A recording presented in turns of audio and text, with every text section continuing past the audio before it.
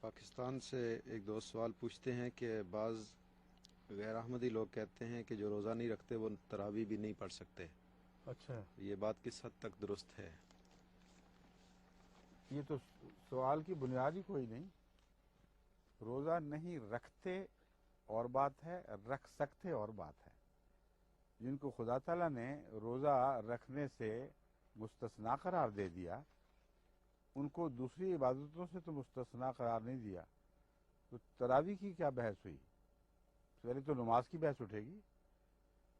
عبادتیں کر سکتے ہیں کہ نہیں، قرآن کی تلاوت کر سکتے ہیں کہ نہیں، زکوٰۃ دے سکتے ہیں کہ نہیں. اور یہ ایک مسلمہ امر ہے کہ ہر مسلمان اگر کسی پہلو میں کمزور ہے تو دیگر فرائض اس سے جھڑ نہیں جاتے. ہر ایسا مسلمان جس میں کوئی کمزوری پائی جاتی ہے، اگر وہ بعض دوسرے فرائض سر انجام دیتا ہے تو اس کے لیے بہتر ہے، وہ پکڑ کے نیچے تو آ جاتا ہے. لیکن یہ کہنا کہ وہ باقی فرائض سے بھی آزاد ہو گیا کیونکہ ایک کمزوری پائی جاتی ہے، بالکل غلط اور بے ایمانی بات ہے. مگر یہ فرائض کی بحث کو چھوڑ کر نوافل کی بحث سے گزر کر تراویح میں جا پہنچے ہیں. اور تراویح بھی نوافل کی وہ قسم ہے جو ثانوی حیثیت رکھتی ہے، کیونکہ اصل حضرت اقدس محمد رسول اللہ صلی اللہ علیہ وآلہ وسلم کا طریق یہ تھا کہ آپ تہجد کے وقت نوافل پڑھا کرتے تھے. میں نے تحقیق کی ہے، آپ سے یہ تو ثابت ہے کہ آپ نے تہجد کے وقت باجماعت بھی نوافل پڑھائے، لیکن اس دستور کو ہمیشہ اختیار نہیں فرمایا. کچھ عرصے کے بعد چھوڑ دیا اور فرمایا کہ اس طرح تم لوگوں کو لیے مشکل نہ پڑ جائے کوئی، کہ لازمی نہ ہو جائے اور سب کے لیے یہ دقت ہو کہ تہجد کے وقت اٹھ کر باجماعت نوافل میں شمولیت کے لیے میرے پاس حاضر ہو. بس اس حکمت کے لیے کے پیش نظر احسان کے طور پر آپ نے پھر باجماعت نوافل پڑھانے ترک فرما دیے. لیکن یہ کم از کم ثابت ہو گیا کہ باجماعت نوافل پڑھنا منع نہیں ہے. اب اگلا پہلو دیکھیں کہ تراویح کیسے شروع ہوئی. حضرت عمر رضی اللہ تعالیٰ عنہ کے زمانے میں شروع ہوئی. وہ مزدور پیشہ لوگ جو دن بھر سخت محنت کا کام کرتے تھے، ان کے لیے یہ مشکل تھا کہ وہ تہجد کے وقت اٹھ کر اتنا پہلے اٹھیں کہ پھر وہ رات کو بھی جگائیں. اس لیے ان کی رعایت سے حضرت عمر رضی اللہ تعالیٰ عنہ نے یہ فیصلہ فرمایا کہ عشاء کی نماز کے بعد تم نوافل پڑھ لیا کرو، اور باقاعدہ جماعت کے ذریعے وہ نوافل ادا ہونے لگے. ان کو تراویح کہا جاتا ہے. اور اس کے آخر پر پھر وتر پڑھے جاتے تھے. وجہ یہ تھی کہ ظاہر تھا جو صبح نہیں اٹھ سکتا وہی تراویح پڑھے گا، اور جو صبح اٹھ ہی نہیں سکتا اس نے بعد میں کون سے نفل پڑھنے ہیں.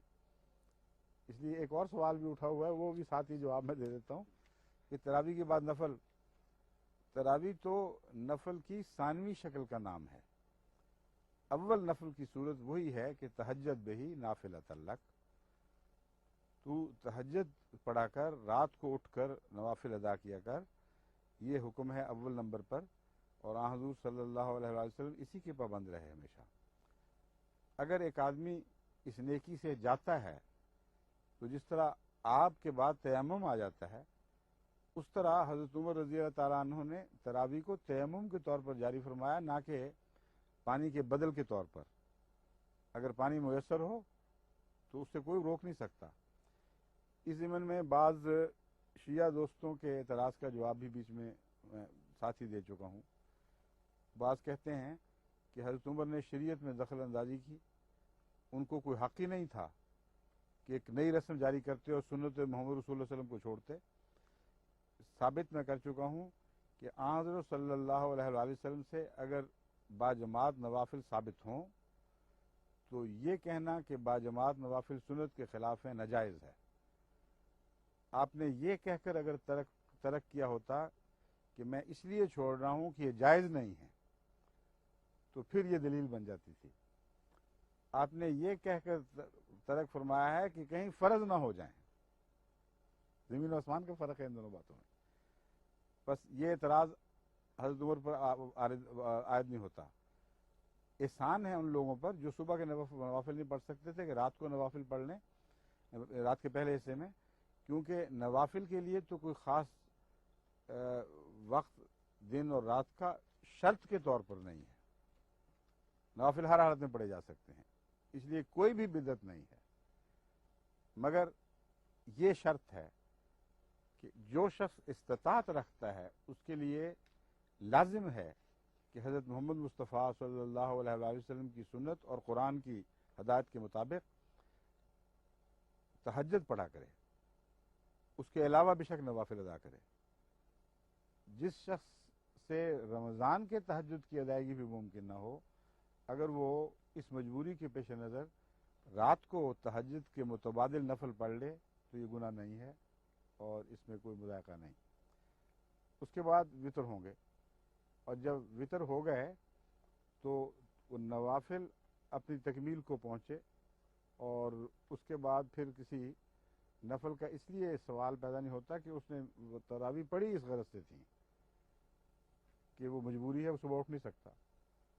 اگر آنکھ کھل جائے، اٹھ کھڑا ہو، بعض ڈرونی خواب آ جاتی ہے، لوگ آدھی رات کو اٹھ کھڑے ہوتے ہیں، تہجد کی عادت نہ بھی ہو تو بیچارے ساری رات کانپتے رہتے ہیں، تو ان لوگوں کے لیے میں نے کہا تھا کہ منع نہیں ہے، وطر کر لیا ہو، تراویح پڑھ چکا ہو، اگر رات کو آنکھ کھلی ہے اور دل چاہتا ہے خدا کی عبادت کرنے کو تو کوئی نہیں روک سکتا، اس لیے بے شک پڑھے پھر۔ مگر جو آسن طریق ہے، جو مسنون طریق واضح اور اول ہے، وہ میں نے کھول کر بیان کر دیا۔